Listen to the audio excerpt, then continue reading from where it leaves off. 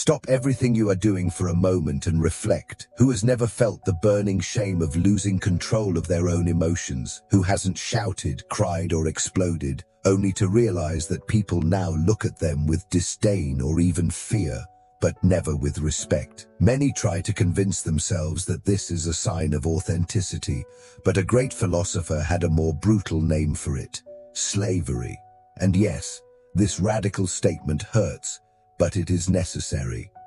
It is the key to understanding why so many talented people are condemned to live small, disrespected lives. Let us consider this man. The archetype philosophy calls the reactive man. It doesn't matter how talented, intelligent, or well-intentioned he is. He desperately desires respect and wishes to have authority over his own life. But he lives at the mercy of what happens around him, a slave to the environment, to the gazes, to the words of others. His moods rise and fall like a small boat amidst gigantic waves. There is no constancy, no solidity. He is a hostage of his own emotional hurricane. Within him, there are storms ready to form, earthquakes capable of shaking everything, volcanoes on the verge of eruption. And today, a simple provocation awaits him. A word, a gaze, a challenge to his pride. He is about to demonstrate to the world whether he was born to command or is, in fact, doomed to obey. And he is completely unaware that the test is about to begin. The moment arrives. It is not a grand battle or a life or death struggle. It is a simple provocation, a challenge from a colleague, a critical comment from a superior, a questioning glance from a partner. For the reactive man, this is not a piece of information to be processed. It is an attack, and in an instant, a force of nature awakens within him. It is the brutal, intense, irresistible tide of anger, or perhaps the paralyzing grip of fear. It transforms his breathing, hardens his gaze, and clenches his fists. It is almost impossible to ignore the heat that takes over his body. Reason has no time to manifest. It is emotions that take the helm, dragging him like a strong current that no one can contain. He cannot contain himself. He explodes with fury or shrinks into resentful silence. He believes he is being authentic, true to what he feels, but in reality, he is merely demonstrating that he has no control over himself. The room falls silent. The gazes of others shift. They do not see strength or authenticity. They see weakness. They see someone unstable, untrustworthy, a man who is easy to topple. In that moment of outburst, he has made a silent confession to the world. I have no control over myself.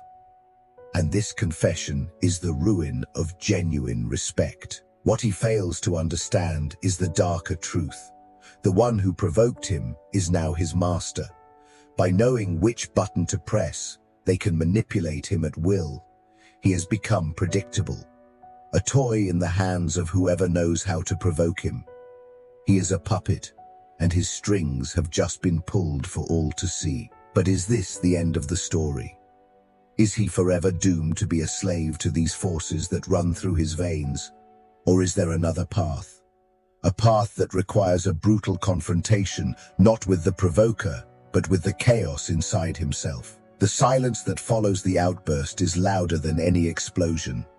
In the ruin of his self-respect, he is left alone with the burning shame. Here, at his lowest point, he stands at a crossroads. The first path is easy, familiar. It is the path of the reactive man, who is always too busy defending himself, justifying his actions, fighting shadows, and seeking approval he will never receive. He can blame the provocation, the circumstances, the world. He can remain the victim, the pliable clay shaped by the whims of others. But then, a second path reveals itself.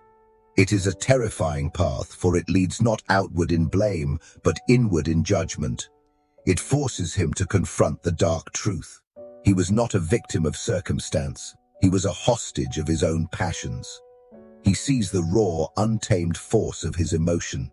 Repressing it would be hiding the marble in a basement.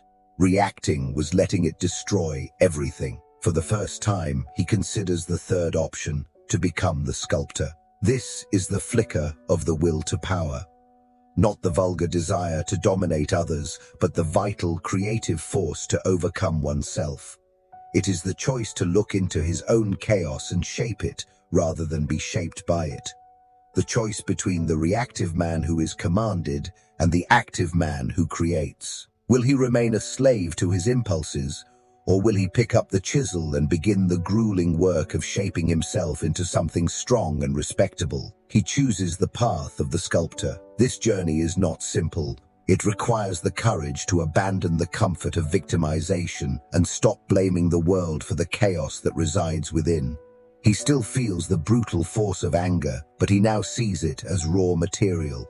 He learns to transform that flame into light, not let it destroy everything around him. He feels the paralyzing grip of fear, but instead of letting it become a prison, he uses it as a tool for prudence. He is no longer a man who is lived by his emotions, but one who consciously lives them. This is the active man, the one who shapes the world instead of being shaped by it. And here lies the magnificent consequence. Genuine respect is not something that is demanded from others. It is something that is earned in a silent but absolutely perceptible way when one demonstrates that one is the master of their own inner territory. People may not understand where this aura of authority comes from, but they feel it and they bow before it. The choice that our archetype faced is now yours. The raw material of your life, your passions, your fury, your fear is in your hands. The question is, and always will be, will you remain the pliable clay, or will you become the sculptor?